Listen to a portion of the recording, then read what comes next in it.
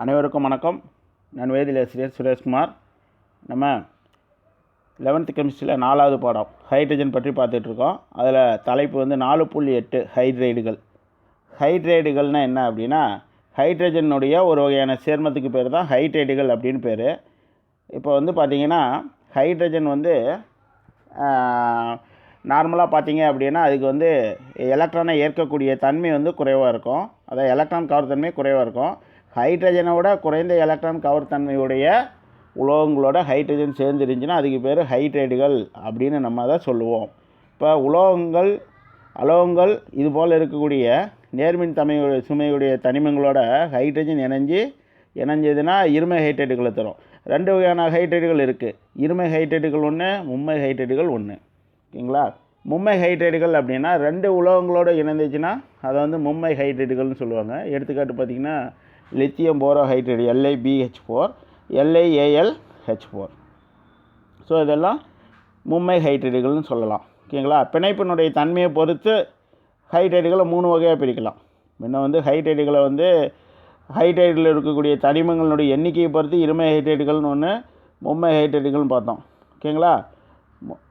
அதே போல் இப்போ பிணைப்பினுடைய தன்மையை பொறுத்து ஹைட்ரைடுகளை 3 வகையாக பிரிக்கலாம். ஒன்று உலோக ஹைட்ரைடுகள், இன்னொன்று ஒன்று அயனிக் ஹைட்ரைடு, 2வது உலோக ஹைட்ரைடுகள், 3வது சகப்பிணைப்பு ஹைட்ரைடுகள் அப்படின்னு சொல்லலாம். ஓகேங்களா? பொதுவாக முன்ன சொன்ன இந்த பாயிண்ட் அது ஹைட்ரஜனை காட்டிலும் குறைவான எலக்ட்ரான் கவர் தன்மையுடைய தனிமங்களோட ஹைட்ரைடுகள் உருவாகும். இப்படி உருவாகக்கூடிய ஹைட்ரைடுகள் எப்படி இருக்கும் அப்படின்னா வழக்கமாக அயனித்தன்மையை பெற்றிருக்கும். ஓகேங்களா?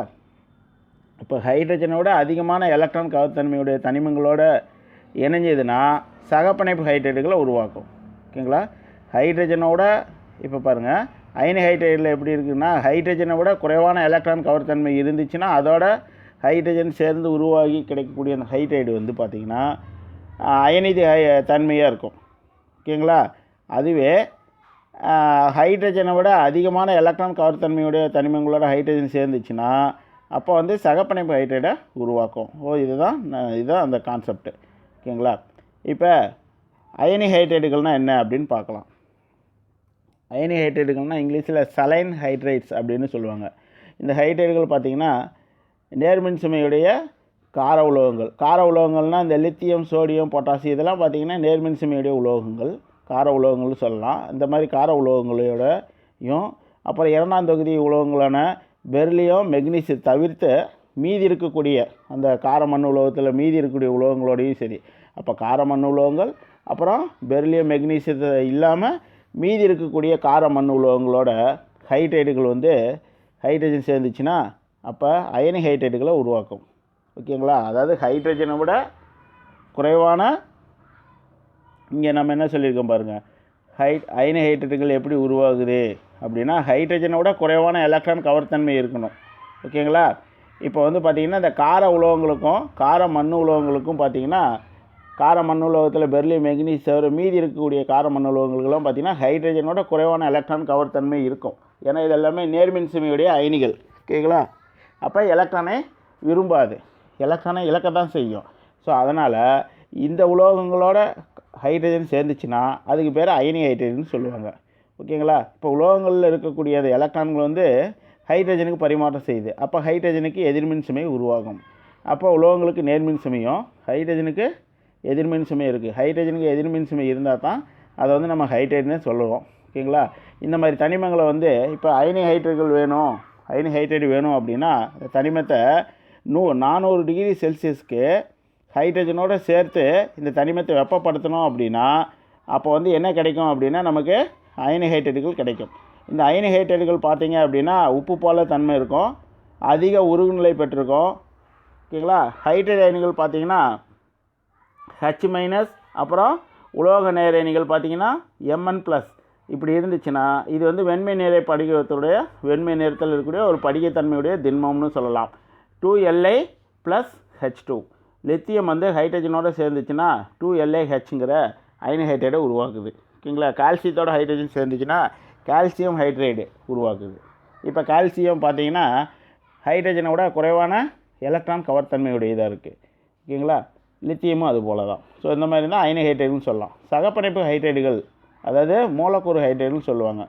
இதில் பார்த்தீங்க அப்படின்னா ஹைட்ரஜனோட அதிக எலக்ட்ரான் கவர்த்தன்மையுடைய தனிமங்களோட ஹைட்ரஜன் சேர்ந்துச்சுன்னா அப்போ இந்த இடத்துல இதுக்கு பேர் சகப்பிணைப்பு ஹைட்ரைடுகள் அல்லது மூலக்கூறு ஹைட்ரைடுன்னு சொல்லலாம். ஓகேங்களா?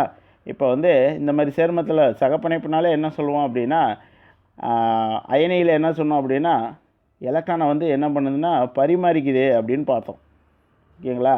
கார உலோகங்கள் அந்த சில கார மண் உலோகங்கள் வந்து எலக்ட்ரானாக ஹைட்ரஜனுக்கு பரிமாற்றம் செஞ்சுது.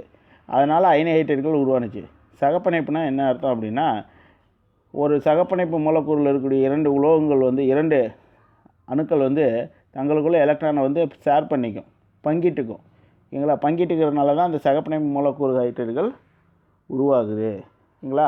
இதுக்கு எடுத்துக்காட்டு பார்த்தீங்கன்னா நல்லா ஃபெமிலியரான எடுத்துக்காட்டு மீத்தேனு, நீர், அம்மோனியா, ஹைட்ரஜன் குளோரைடில் சொல்லலாம். இந்த சகப்பிணைப்பு ஹைட்ரைடுகளை மேலும் 3 வகையாக நம்ம வகைப்படுத்தலாம். ஒன்று எலக்ட்ரான் குறைபாடுடைய சகப்பிணைப்பு சேர்மம் சகப்பிணைப்பு ஹைட்ரைடுகள் B2H6. இதில் பார்த்தீங்கன்னா போரானுக்கு வந்து எலக்ட்ரான் குறைபாடுடைய தனிமமாக இருக்குது. ஸோ அதனால் இது எலக்ட்ரான் குறைபாடுடைய சகப்பிணைப்பு ஹைட்ரைடுன்னு சொல்லலாம். அப்புறம் எலக்ட்ரான் அதிகமாக உள்ள ஹைட்ரைடுன்னு சொன்னால் அம்மோனியா H2O சொல்லலாம். அப்புறம் எலக்ட்ரான் சரியான எலக்ட்ரான் கொண்டுள்ள ஹைட்ரைடு அப்படின்னு சொல்லணும்னா CH4, C2H6, SiH4, GH4லாம் சொல்லலாம். இப்போ பொதுவாக பார்த்தீங்கன்னா வாயுக்களாகவும் இருக்கும் அல்லது திரவமாக இருந்தாலும் எளிதில் ஆவியாகக்கூடிய நிலைமையில் இருக்கும். வாயுவாக இருக்கும் அல்லது திரவ நிலையில் இருந்தாலும் எளிதில் ஆவியாகி வாயுவாக மாறக்கூடிய நிலைமையில் இருக்கும். ஸோ இந்த மாதிரி இருக்கக்கூடிய ஹைட்ரைடுகள் தான் சரியான அதாவது சகப்பிணைப்பு ஹைட்ரைடுகள் நம்ம சொல்லலாம். ஓகேங்களா? இந்த ஹைட்ரைடுகள் பார்த்திங்கன்னா சின்ன சின்ன சிறிய மூலக்கூறாக இருக்குது. அதனால் ஒப்பிட்டு பார்க்கும்போது மற்ற மூலக்கூறுகளை ஒப்பிட்டு பார்க்கும்போது இது வந்து கவர்ச்சி விசை குறைவாக இருக்குது. ஓகேங்களா? அடுத்தது உலோக ஹைட்ரைடுன்னு சொல்லலாம் அல்லது இடைச்செருகல் ஹைட்ரைடுகள்னு சொல்லலாம். இப்போ உலோகங்கள் பார்த்திங்கன்னா உலோகங்களாக இருந்தாலும் சரி உலோக கலவைகள் அல்லாய்ஸ்ன்னு சொல்லுவாங்க. ஓகேங்களா? ஒரு மெட்டலாக இருந்தாலும் சரி அப்புறம் அல்லாய்ஸாக இருந்தாலும் சரி அதை வந்து ஹைட்ரஜன் நேரத்துக்கு உட்படுத்தணும் அப்படின்னா உலோக ஹைட்ரைடுகள் உண்டாகுது. ஓகேங்களா? இந்த உலோக ஹைட்ரைடுகள் உண்டாகும்போது அணிக்காவினுடைய இடைவெளியில் போய் இந்த ஹைட்ரஜன் வந்து உள்ள இடைச்செருகலாக செருகி இருக்கும், உள்ளே சேர்ந்துடும். இந்த மாதிரி கூட ஹைட்ரைடுகள் பேர் உலோக ஹைட்ரைடுகள் அல்லது இடைச்செருகல் ஹைட்ரைடுகள் அப்படின்னு நம்ம சொல்லலாம். ஓகேங்களா? இப்போ இந்த உலோக ஹைட்ரைடினுடைய பண்பு எப்படி இருக்குன்னா அதில் என்ன உலோகம் இருக்குதோ அந்த உலோகத்தினுடைய பண்பு போலவே இது இருக்கும். ஓகேங்களா? அதனால் இதை உலோக ஹைட்ரைடுகள்னு சொல்கிறாங்க. இடைச்செருகல் ஹைட்ரைடுனா அந்த அணிக்காவினுடைய இடைவெளியில் உலோகங்கள் போய் அந்த ஹைட்ரஜன் சேர்ந்துருக்கனால இதை உலோக ஹைட்ரைடுன்னு சொல்லுவாங்க. இந்த உலோக ஹைட்ரைடில் 2 வகையில் இருக்குது. ஒன்று இப்போ பார்த்தீங்கன்னா TiH 1.5 to 1.8 அப்படின்னு இருக்குது. அதாவது டைட்டானிங்கிற உலோகத்தோட ஹைட்ரஜன் வந்து டைட்டானியம் ஒரு டைட்டானியத்தோட ஹைட்ரஜன் வந்து 1.5லேருந்து 1.8 ஹைட்ரஜன் டைட்டானியத்தோடு சேர்ந்துருக்கு. இது பார்த்திங்கன்னா ஒரு வேதிவினைக்கு ஒரு விகிதத்தில் இல்லை. இது ஒன்றுன்னா டைட்டானியம் ஒன்றுனா ஹைட்ரஜன் 1 இருக்கணும் அல்லது 2 இருக்கணும். முழு எண்ணில் இல்லை, பின்னத்தில் இருக்குது. ஸோ அதனால தான் சொல்கிறாங்க வேதிவினைக்கு ஒரு விகிதத்தில் அமையாத மாறுபடு ஏய்வினை பெற்றுள்ளது இந்த மாதிரி ஹைட்ரைடுகள். ஓகேங்களா? சரி, இதில் பார்த்தீங்கன்னா இன்னொன்று எடுத்துக்காட்டு PD அதாவது பெல்லாடியம் ஹைட்ரஜன் வந்து பார்த்திங்கன்னா 0.6லேருந்து 0.8 ஒரு ஹைட்ரஜன் கூட இல்லை. அப்போ ஒரு பெல்லாடியம் வந்து இவ்வளோ ஹைட்ரஜனை தான் பெற்றிருக்குது. இதை 1 மார்க்கில் கேட்கலாம். மாறுபடு ஏய்வினை பெற்றுள்ள ஹைட்ரைடுக்கு எடுத்துக்காட்டு எந்த ஹைட்ரைடில் மாறுபடும் இணைதனுடைய மாறுபடும் ஏய்வினை பெற்றுள்ள ஹைட்ரைடுகள் இருக்குது, அதாவது அயனி ஹைட்ரைட்லையா சகப்பிணைப்புலையா உலோக ஹைட்ரைட்லையான்னு கேட்கலாம். அல்லது எடுத்துக்காட்டு வச்சும் கொஸ்டின் கேட்கலாம். ஓகேங்களா? சரி, அடுத்தது இந்த உலோக ஹைட்ரைடுகளை ஒப்பிட்டு பார்த்தோம் அப்படின்னா இது வந்து சில ஹைட்ரைடுகள் வந்து ரொம்ப மெல்லிஸாக இருக்கும், லேசாக இருக்கும். அப்புறம் வெப்பப்படுத்தும் போது நிலைப்புத்தன்மை இல்லாமல் இருக்கும். அடுத்து பார்த்திங்கன்னா விலை மலிவாக இருக்கிறதுனாலையும் இந்த ஹைட்ரஜனை வந்து சேமிக்க பயன்படுது. ஓகேங்களா? அதாவது ஹைட்ரஜனை சேமிக்கிறதுக்கு இந்த உலோக ஹைட்ரைடு பயன்படுது. ஏன்னா நிலைப்புத்தன்மையற்றதாக இருக்குது, விலையும் குறைவாக இருக்குது, வெப்பப்படுத்தும் போது நிலைப்புத்தன்மை இல்லாமல் இருக்குது. ஸோ ஹைட்ரஜனை அது கொடுத்துட்டு போயிடும். ஸோ அப்போ ஹைட்ரஜன் சேமிக்கிறதுக்கு பயன்படுது. ஹைட்ரைடுகள் வந்து லேசானவும் இருக்கிறதுனாலையும் இந்த ஒரு பயன்பாடுக்கு உட்படுது. அடுத்து பார்த்திங்கன்னா இப்போ நேர்மின் தன்மையுடைய உலோகங்கள்னு சொல்லணும்னா titanium, zirconium, hafnium, vanadium V ஜிங்க்னா இசட்னா ஜிங்க்கு. இந்த மாதிரி உலோகங்கள் வந்து பார்த்திங்கன்னா MH அல்லது MH2, அதாவது மெட்டலோட ஒரு ஹைட்ரஜன் அல்லது மெட்டலோட 2 ஹைட்ரஜன். இது வேதிவினைக்குறு விகிதத்தில் அமைந்த ஹைட்ரேட்டுகளையும் இந்த உலோகங்கள் தருது, நேர்மின்சுமையுடைய இந்த உலோகங்கள். ஓகேங்களா. அடுத்தது ஹைட்ரஜன் பிணைப்பு. ஓகேங்களா. இப்போ ஹைட்ரஜன் பிணைப்பு 4.9. சரி, இதில் என்ன சொல்கிறோம் அப்படின்னா, பாடத்தை கடைசி டாப்பிக்கு வந்துட்டோம். நீங்கள் கேள்விப்பட்டிருப்பீங்க, அயனிப்பிணைப்பு, சகப்பிணைப்பு, ஈதல் சகப்பிணைப்பு, இந்த மாதிரிலாம் கேள்விப்பட்டிருப்பீங்க. ஓகேங்களா. வான் ரால்ஸ் விசை, லண்டன் விசை, இந்த மாதிரி கேள்விப்பட்டிருப்பீங்க. இது ஹைட்ரஜன் பிணைப்பு, இது ஒரு வகையான பிணைப்பு. ஓகேவா. இதனுடைய வலிமை, பிணைப்பினுடைய வலிமை எவ்வளவு, இது எந்த மாதிரி நிகழுதுன்னு இதில் நம்ம பார்க்கலாம். ஹைட்ரஜன் பிணைப்புங்கிறது வேதியியல்லையும் சரி, அதாவது உயிரினங்கள்லேயும் நடக்கக்கூடிய ஒரு முக்கியமான நிகழ்வு தான் இந்த ஹைட்ரஜன் பிணைப்பும்பாங்க. ஓகேங்களா.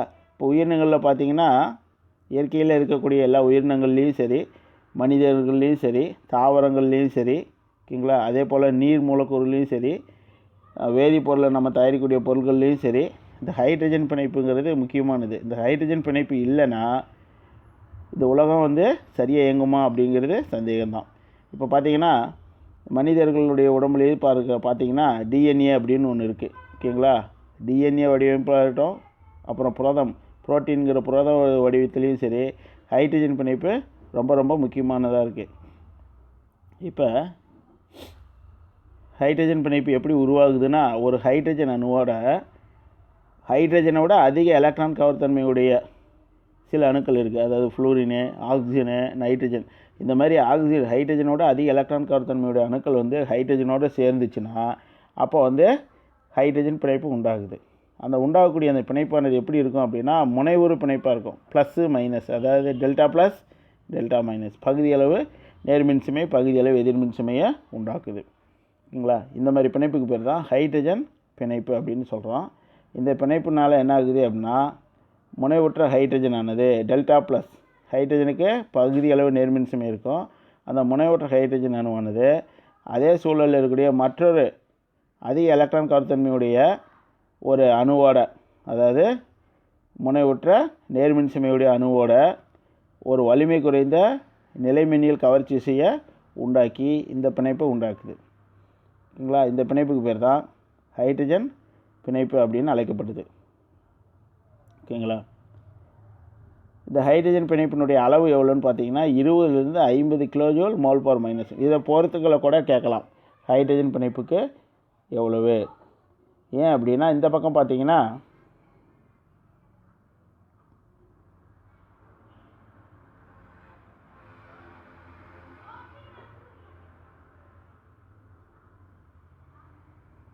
சகப்பிணைப்பினுடைய வலிமைகளோ வான் ரால்ஸ் கவர்ச்சி விசையினுடைய வலிமைகளோன்னு கொடுத்துருக்காங்க. ஸோ இதை வச்சு பொறுத்துக்களை கேட்கலாம். ஓகேங்களா. இப்போ ஹைட்ரஜனுடைய பிணைப்பு வந்து பார்த்திங்கன்னா 20லிருந்து 50 கிலோஜூல் தான் இருக்குது. ஓகேங்களா. இதை பார்த்தீங்கன்னா எப்படி குறிப்பிட்டு காமிக்கிறாங்கன்னா, இந்த ப்ராக்கெட்டில் காமிச்சிருக்காங்க பாருங்கள், டாட்டா லைன்ஸாக விடுபட்ட கோடுகளாக போட்டு காமிக்கணும். ஓகேங்களா. சரி, அடுத்தது சகப்பிணைப்பினுடைய வலிமை எவ்வளோ இருக்குது அப்படின்னா 100 கிலோஜூல் பர் மோல். ஒரு மோல் சேர்மத்தில் 100 கிலோஜூல் விட அதிக ஆற்றல் பெற்றிருக்கும். ஓகேங்களா. அப்போ சகப்பிணைப்புக்கு 100 கிலோஜூலை விட அதிகமாக இருக்குது. ஹைட்ரஜனுக்கு 20லிருந்து 50 தான் இருக்குது. ஆனால் வான் ரால்ஸ் கவர்ச்சி விசை பார்த்திங்கன்னா ஹைட்ரஜனை விட கம்மியாக இருக்குது. அதாவது 20 கெல்வினை விட கம்மியாக இருக்குது, லெஸ் தேன் 20 கிலோஜூல் பர் மோலாக இருக்குது. ஓகேங்களா. இப்போ ஹைட்ரஜன் பிணைப்பு பல இடங்களில் பயன்படுது. இப்போ ஹைட்ரஜனும் H2Oவும் அப்புறம் H2S இரண்டு இருக்குதுன்னு வச்சிங்க. நீரும் H2Sம் இருக்கும்போது ஆவி அழுத்த வித்தியாசத்தை வச்சு அதை நம்ம பிரிக்க முடியும். அப்புறம் கொதிநிலையில் பார்த்திங்கன்னா திரவங்கள் ஒன்றோட ஒன்று கலந்துருக்கும் போது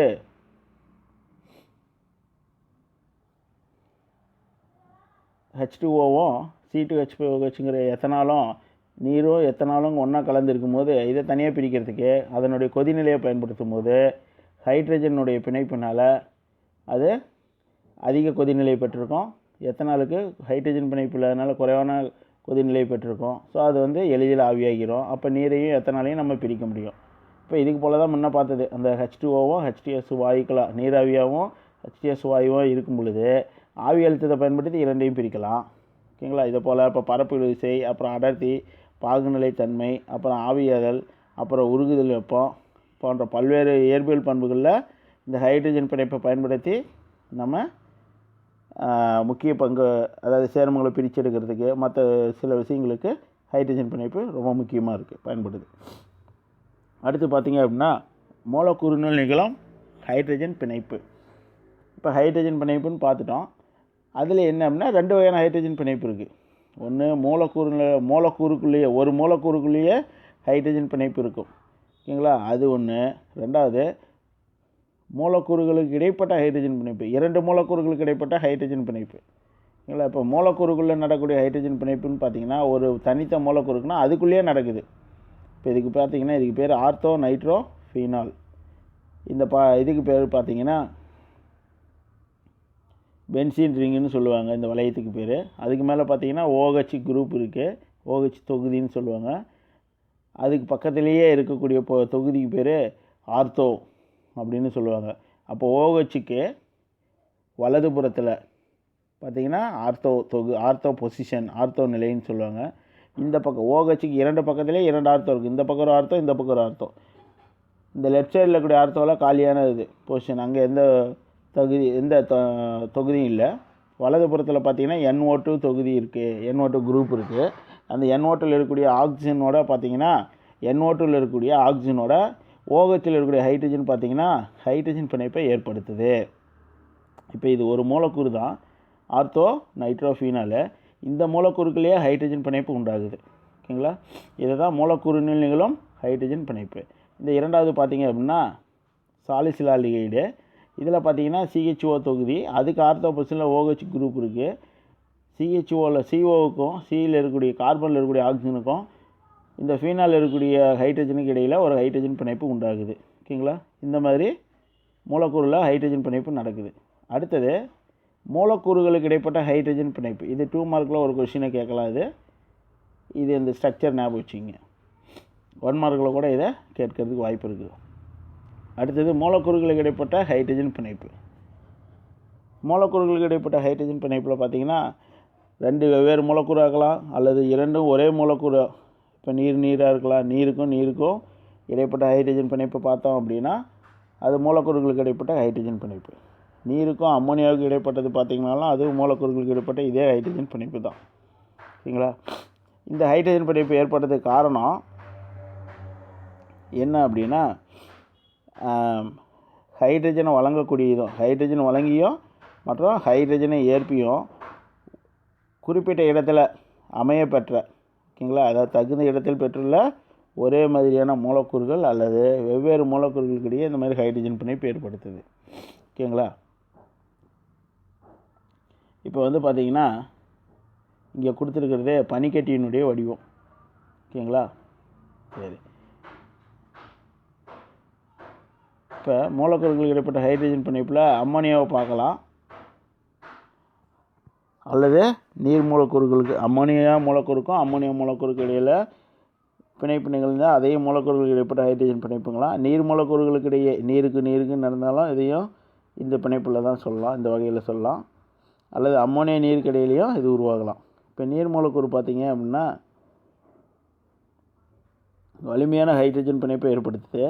ஓகேங்களா? இதில் முக்கியமாக கவனிக்க வேண்டியது ஒவ்வொரு நீர் மூலக்கூறும் அதை சுற்றி 4 நீர் மூலக்கூறோட ஹைட்ரஜன் பிணைப்பில் இருக்குது.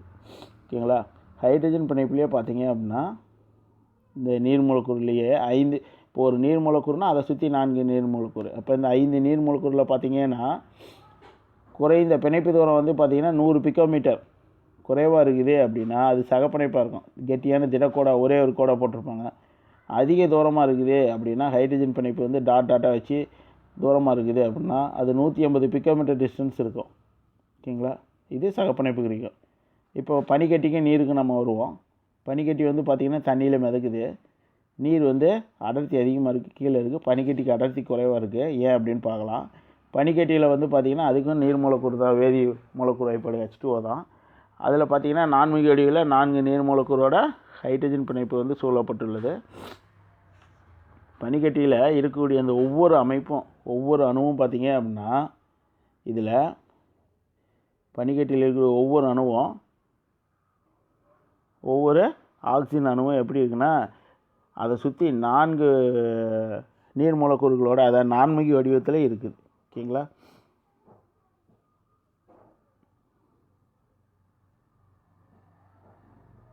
இப்போ ஒரு நீர் மூலக்கூறு அப்படின்னா H2Oன்னு சொல்லுவோம். 2 ஹைட்ரஜன் 1 ஆக்சிஜன். இந்த 2 ஹைட்ரஜனும் இந்த முப்பரிமாண வடிவமைப்புக்கு காரணம் நீர் மூலக்கூறில் இருக்கக்கூடிய 2 ஹைட்ரஜனும் அப்புறம் ஆக்சிஜன் மேலே இருக்கக்கூடிய 2 லோன் பேர் எலக்ட்ரான்பாங்க. தனித்த ஜோடி எலக்ட்ரான் அது வினையில் ஈடுபடாது. அந்த தனித்த ஜோடி எலக்ட்ரானும் அதுதான் இந்த முப்பரிமாண வடிவமைப்புக்கு காரணமாக அமையுது. ஓகேங்களா? இது பார்த்திங்கன்னா ஒரு திறந்த வடிவமைப்பாக இருக்குது. இப்போ இது நல்லா கவனிக்கணும். 2 மார்க்கில் இது ஒரு கிரியேட்டிவ் கொஸ்டினே கேட்கலாம். 0 டிகிரி செல்சியஸில் நீரோட பனிக்கட்டி ஒப்பிட்டோம் அப்படின்னா பனிக்கட்டி வந்து குறைவான அடர்த்தி கொண்டு இருக்குது. அதனால் நீரில் மிதக்குது. ஓகேங்களா? ஏன் பனிக்கட்டிக்கு குறைவான அடர்த்தி இருக்குது அப்படின்னா பனிக்கட்டியில் பார்த்திங்கன்னா ஹைட்ரஜன் பிணைப்பு வந்து பார்த்திங்கன்னா நீண்ட எல்லை வரை காணப்படுது. ரொம்ப தூரத்துக்கு அந்த ஹைட்ரஜன் பிணைப்பு இருக்குது. ஆனால் திரவ நிலையில் இருக்கக்கூடிய நீரில் இருக்கக்கூடிய H2Oவில் ஹைட்ரஜன் பிணைப்பு குறைவான எல்லையில் குறிப்பிட்ட தூரத்துக்கு மட்டும் தான் ஹைட்ரஜன் பிணைப்பு இருக்குது. ஓகேங்களா? இப்போ உதாரணத்துக்கு நீர் மூலக்கூறுனா ஒரு 20 நீர் மூலக்கூறு 50 நீர் மூலக்கூறுகளுக்கு 50 H2O மூலக்கூறுகளுக்கிடையே ஹைட்ரஜன் பிணைப்பு மூலக்கூறுகளுக்கு இடைப்பட்ட ஹைட்ரஜன் பிணைப்பு இருக்குதுன்னா பனிக்கட்டியில் பார்த்திங்கன்னா 200 300ன்னு நிறைய H2O நிறைய பனிக்கட்டி மூலக்கூறுகளுக்கிடையே ஹைட்ரஜன் பிணைப்பு இருக்கும். அப்படி இருக்கிறதுனால அது வந்து அடர்த்தி குறைவாக இருக்குது பனிக்கட்டி. நீர் வந்து அடர்த்தி அதிகமாக காணப்படுது. இதனால் நீரினுடைய அடர்த்தி அதிகமாக இருக்குது. நீரினுடைய அடர்த்தி அதிகமாக இருக்கிறதுனால அது வந்து பார்த்திங்க அப்படின்னா மிதக்குது. நீரினுடைய அடர்த்தி அதிகமாக இருக்கிறதுனால பனிக்கட்டி வந்து நீரில் மிதக்குது. ஓகேங்களா? இப்போ இதில் பார்த்திங்க அப்படின்னா இது H2O மூலக்கூறு, ஒரு H2O மூலக்கூறு. ஆக்சிஜன் வந்து ரெட் கலர்லேயும் 2 ஹைட்ரஜனும் ஒயிட் கலர்லேயும் கொடுத்துருக்காங்க. இது இந்த மாதிரி வடிவமைப்பில் தான் இருக்கும் நீர் மூலக்கூறு. ஓகேங்களா? இந்த மாதிரி இருக்கும். ஒரு H2O அப்படின்னா ஒரு ஆக்சிஜன் நடுவில் இருக்குது. 2 ஹைட்ரஜன் வந்து பார்த்திங்கன்னா பகுதி அளவு நேர்மின் சுமைன்னு சொன்னோம். அதுதான் டெல்டா ப்ளஸ். ஆக்சிஜனுக்கு வந்து பார்த்திங்கன்னா எதிர்மின் சுமை இருக்கும். பகுதி அளவு எதிர்மின் சுமை டெல்டா மைனஸ். இதே போல் இன்னொரு நீர் மூலக்கூறோட எப்படி இணைஞ்சிருக்குன்னு பாருங்கள். முதல் நீர் மூலக்கூறில் இருக்கக்கூடிய ஹைட்ரஜன் டெல்டா ப்ளஸ் ஆனது ரெண்டாவது நீர் மூலக்கூறில் இருக்கக்கூடிய ஆக்சிஜன் டெல்டா மைனஸோட நீங்கள் ப்ளஸ்ஸு மைனஸும் தான் ஒன்று இருக்கும். ஸோ இந்த மாதிரி இதுதான் ஹைட்ரஜன் பிணைப்பு. ஹைட்ரஜன் அணுவுக்கும் ஒரு நீர் மூலக்கூறில் இருக்கக்கூடிய ஹைட்ரஜன் அணுவுக்கும் இன்னொரு நீர் மூலக்கூறில் இருக்கக்கூடிய ஆக்சிஜன் அணுவுக்கும் இடையில் பிணைப்பு உண்டாகுது. இதுதான் மூலக்கூறுகளுக்கு இடைப்பட்ட ஹைட்ரஜன் பிணைப்பு அப்படின்னு நம்ம சொல்லலாம். இதை தான் ஹைட்ரஜன் பாலப்பிணைப்பு அப்படின்னு சொல்கிறாங்க. பாலம் போல் இருக்குது அப்படின்னு. இதில் பார்த்திங்கன்னா இந்த ப்ளஸ்ஸு மைனஸ்னு சொல்கிறாங்க அம்புக்குறி போட்டு. மியூங்கிறது இருமுனை திருப்புத்திறன். மேலே பார்த்திங்கன்னா மைனஸு, கீழே பார்த்திங்கன்னா ப்ளஸ்ஸு. மேலே என்ன சார் மைனஸ் அப்படின்னா H2Oவில் பார்த்திங்கன்னா ஆக்சிஜன் மேலே இருக்குது. அது பகுதி அளவு எதிர்மின் சுமை போட்டிருக்கு டெல்டா மைனஸு. கீழே பார்த்திங்கன்னா ஆக்சிஜன் இருக்குது, ஹைட்ரஜன் இருக்குது. அது பகுதி அளவு நேர்மின் சுமை பெற்றிருக்கு டெல்டா ப்ளஸ்ஸு. ஓகேங்களா? இப்போ HOHக்கு இடையில் இருக்கக்கூடிய அந்த பிணைப்பு கோணம் பார்த்திங்கன்னா 104.5 டிகிரியாக இருக்குது. ஓகேங்களா? இப்போ இந்த பிணைப்பு பார்த்திங்க அப்படின்னா சகப்பிணைப்பாக இருக்குது. ஏன் அப்படின்னு பார்த்திங்கன்னா ஆக்சிஜனுக்கும் ஹைட்ரஜனுக்கும் இடையில் இருக்கக்கூடிய இந்த பிணைப்பு சகப்பிணைப்பாக இருக்குது. அதுதான் ப்ளூ கலரில் போட்டு காமிச்சிருக்காங்க. இன்னொரு ஆக்சிஜன் ஹைட்ரஜனுக்கு இடையில் இருக்கிறது இதே போல் சகப்பிணைப்பு தான். அதாவது ஆக்சிஜனுடைய அணியன் 8. அப்போ எலக்ட்ரான் அமைப்பு பார்த்திங்கன்னா 1s2 2s2 2p2.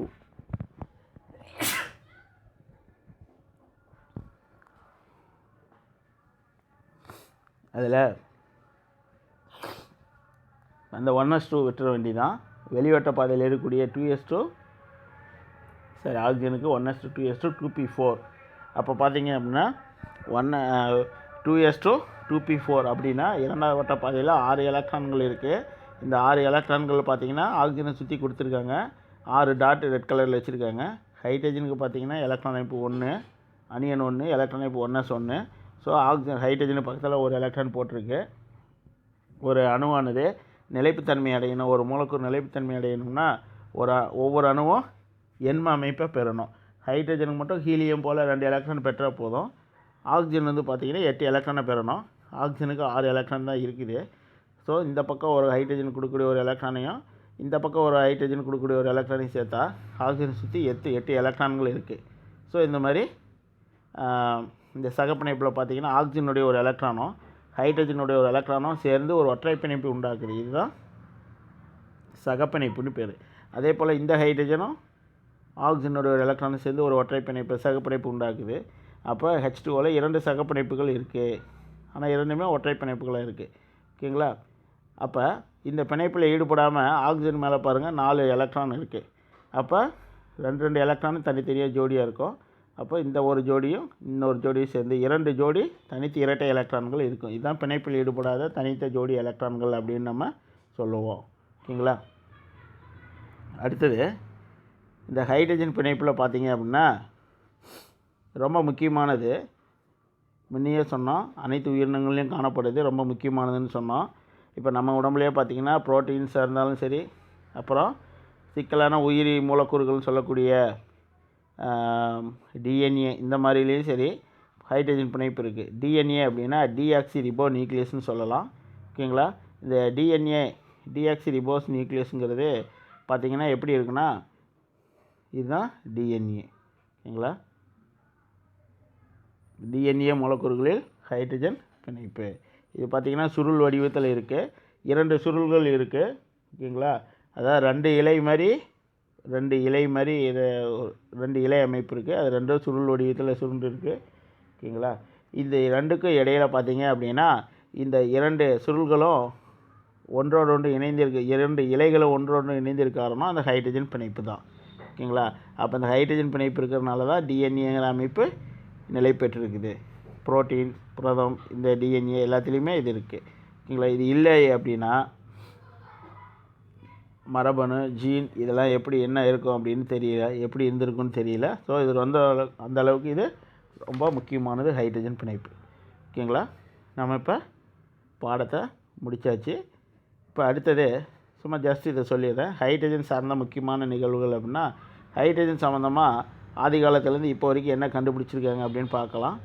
சும்மா 1-2 மட்டும் சொல்லிடுறேன், நீங்கள் படித்து பாருங்கள். 1670 ஃபஸ்ட்டு ராபர்ட் பாயில் அப்படிங்கிறவர் உலோகங்களை, இப்போ உதாரணத்துக்கு ஜிங்க்கு, ஹைட்ரஜனை தயாரிக்கக்கூடிய வினைகள் பார்த்துருப்பீங்க. ஓகேங்களா? அதாவது ஆய்வகத்தில் ஹைட்ரஜன் தயாரிக்கக்கூடியதில் ஜிங்க்கு, இரும்பு இந்த மாதிரி உலோகங்களை வந்து பார்த்திங்கன்னா நீர்த்த அமிலங்களோட, இப்போ வந்து ஜிங்க் வந்து H2SO4ஓட வினைபுரிய வச்சோம்னா என்ன ஆகும் அப்படின்னா ஜிங்க் சல்ஃபேட்டோ ஹைட்ரஜன் வாயுவும் கிடைக்கும். அப்போ உலோகங்களை அமிலங்களோட வினைபுரிய செய்யும்போது தீப்பற்றும் வாயுவை உருவாக்குனாருங்கிறாங்க. அது என்ன தீப்பற்று வாயுனா ஹைட்ரஜன் தான். ஹைட்ரஜன் நன்கு தீப்பற்றி எரியக்கூடிய வாயு. ஸோ இது போல் ஒவ்வொருத்தரும் ஒவ்வொரு காலகட்டத்தில் கண்டுபிடிச்சது. அடுத்து 1700, 1766 இப்படி ஒவ்வொன்றா கொடுத்துருக்காங்க. நம்ம பாட ஆரம்பத்திலே பார்த்தோம். 1783 ஆண்டன் லவாய்சியர் அப்படிங்கிறவர் இந்த ஹைட்ரஜனுக்கு, இந்த தனிமத்துக்கு ஹைட்ரஜன் பேர் வச்சார். அதாவது ஏன் அப்படி பேர் வச்சாங்கன்னா கிரேக்க மொழியில் ஹைட்ரஜன் அப்படின்னா நீர் உருவாக்கி அப்படின்னு பேர், நீரை உருவாக்கக்கூடிய பொருள்னு பேர். ஏன்னா நீரில் H2Oவில் ஹைட்ரஜன் தானே இருக்குது. ஸோ நீரை உருவாக்குறதுக்கு ஹைட்ரஜன் முக்கியமானது. அதே போல் ஓகேங்களா, அதனால் இந்த பேர் வச்சுருக்காங்க. இப்போ இது போல் எல்லாம் நிறைய கண்டுபிடிப்புகள் இது வரைக்கும் கடைசி 2000 வரைக்கும் கொடுத்துருக்காங்க. பீட்டர் டோனிஸ் அப்படிங்கிறவர் ஹைட்ரஜன் வந்து 0.15 கெல்வினில் ரொம்ப ரொம்ப அதிக பாயும், மிக அதிபாயும் செயல்திறனை, சூப்பர் ஃப்ளூடிட்டி இருக்குது அப்படின்னு காட்டியிருக்காரு. ஸோ இது போல் ஹைட்ரஜன் வந்து பார்த்திங்க அப்படின்னா ரொம்ப ரொம்ப முக்கியத்துவம் வாய்ந்ததாக இருக்குது. ஓகேங்களா? இப்போ நீர் மூலக்கூறுலேயே ஹைட்ரஜன் இருக்குது. ஹைட்ரஜன் பிணைப்பு இல்லை அப்படின்னா நீர் இருக்காது, ஆவியாக இருக்கும். அப்போ இந்த ஹைட்ரஜன் பிணைப்பு இல்லாமல் போயிருந்தால் இந்த உலகமே எப்படி இயங்கும் அப்படிங்கிறது கற்பனை செஞ்சு பார்க்க முடியல. ஸோ அந்தளவுக்கு ஹைட்ரஜனுங்கிறது ரொம்ப முக்கியத்துவம் வாய்ந்தது. ஓகேங்களா? அடுத்தது பார்த்தோம் அப்படின்னா உங்களுக்கு தெரியுமா, அதில் 130 உலோக ஹைட்ரஜன் ஸ்பாஞ்ச் முன்னே தான் பார்த்தோம். 3 பிழைப்பை பொறுத்து 3ஆக பிரிக்கும் போது உலோக ஹைட்ரேட்டு அதில் 1 இருந்துச்சு. இடைச்செருகல் ஹைட்ரேட்னு பார்த்தோம். இது அணிக்கோவைன்னு சொல்லலாம். இந்த அணிக்கோவையில் பார்த்திங்கன்னா ஹைட்ரஜன் வந்து பார்த்திங்கன்னா அணிக்கோவையினுடைய இடைவெளியில் போய் தங்கியிருக்கு. ஓகேங்களா? இது உலோக ஸ்பாஞ்சு மாதிரி சொல்கிறாங்க, ஹைட்ரஜன் ஸ்பாஞ்சு அப்படிங்கிறாங்க. இது மூலம் என்னென்னா ஹைட்ரஜனை வந்து நம்ம சேமித்து வைக்கலாம். இதிலேருந்து நம்ம ஹைட்ரஜனை ஈஸியாக எடுத்துக்கலாம் அப்படிங்கிறாங்க. ஓகேங்களா, இதை படித்து பாருங்கள். அடுத்து பார்த்திங்கன்னா ஹைட்ரஜன் வந்து எதிர்கால எரிபொருள், ஃபியூச்சர் ஃபியூவல் அப்படிங்கிறாங்க. இப்போ பார்த்திங்கன்னா இந்த கார்லேயே பார்த்திங்கன்னா எரி மின்கலம்னு சொல்லுவாங்க, ஃபியூவல் செல்லுன்னு சொல்லுவாங்க. ஓகேங்களா, ஹைட்ரஜன் சேமிப்பு கலன், மின்கலன் பார்த்திங்களா, இழுவை இயந்திரம், மின்கலன், அப்புறம் ஹைட்ரஜன் சேமிப்பு கலன், எரி மின்கலம், இழுவை இயந்திரத்துலேருந்து ஒவ்வொன்றா அப்படியே சக்தி வந்து இழுவை இயந்திரத்துக்கு வருது. கார் வந்து மூவ் ஆகிற அளவுக்கு ஆற்றல் கிடைக்குது. ஓகேங்களா, சரி. இப்போ இதில் ஹைட்ரஜனை வந்து அந்த புதைப்படிம எரிபொருள்னு சொல்லுவோம். நிலக்கரி, பெட்ரோல், டீசல் இதுக்கு பதிலாக ஹைட்ரஜனை பயன்படுத்தி ஆற்றலை உண்டாக்கக்கூடிய சோதனைகள் நிறைய இப்போ நடந்துக்கிட்டு இருக்குது. இப்போ பார்த்திங்கன்னா பேட்டரி கார் நிறைய வந்துருக்குது. ஸோ இது அந்த வரிசையினுடைய இதுதான், அந்த அடிப்படை இதுதான். ஸோ இது மூலம் என்ன பண்ணலாம் அப்படின்னா, மாசு இல்லாத ஒரு சுற்றுப்புற சூழலுக்கு மாசு உண்டாக்காத ஒரு எரிபொருளை ஹைட்ரஜன் மூலம் கண்டுபிடிச்சிருக்காங்க. ஸோ இது இன்னும் நிறைய ஆராய்ச்சிகள், இதனுடைய படிப்படியான வளர்ச்சிகள் தொடர்ந்து நடந்துக்கிட்டு தான் இருக்குது. ஓகேங்களா, சரி. இப்போ நம்ம இந்த பாடத்தை முடித்தாச்சு. அடுத்தது நம்ம பாடம் 5. ஓகேங்களா, பாடம் 5ல் பார்த்திங்க அப்படின்னா காரம் மற்றும் கார மண் உலோகங்கள் அடுத்த பாடத்தில், பாடம் 5 காரம் மற்றும் கார மண் உலோகங்கள் பாடத்தை அடுத்த வகுப்பில் நம்ம பார்க்கலாம். ஓகேங்களா, இந்த பாடம் வந்து 5வது பாடத்தோட கனிம வேதியியல் முடியுது. ஓகேங்களா, சரி, நன்றி, வணக்கம்.